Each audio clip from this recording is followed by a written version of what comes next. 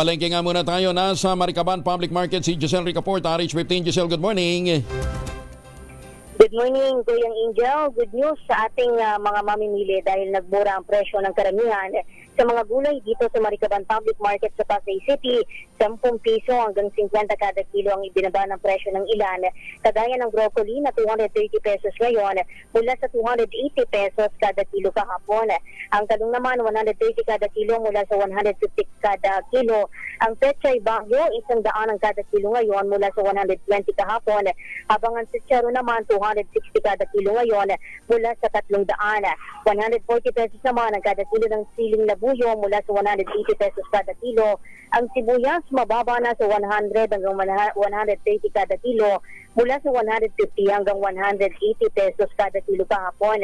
Habang ang bell pepper 150 kada kilo ngayon mula sa 180 kada kilo. 110 naman ang carrots mula sa 120 pesos. 70 ang kada kilo ngayon ang sayote mula sa 80 kada kilo kahapon. Habang ang repolyo bumaba na rin sa 35 pesos kada kilo mula sa 45 pesos. Nagmahal naman ang siling pansigang sa 80 kada kilo mula sa 65 pesos kahapon. Gayon din ang Baguio beans sa 120 kada kilo mula sa 110 kahapon.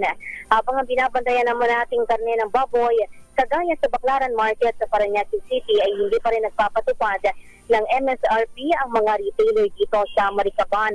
370 pesos ang kada kilo ng kasimat ng pige, imbes sa 350 pesos na itinakda ng Agriculture Department, habang 390 naman ang liempo imbes na 380 pesos kada kilo.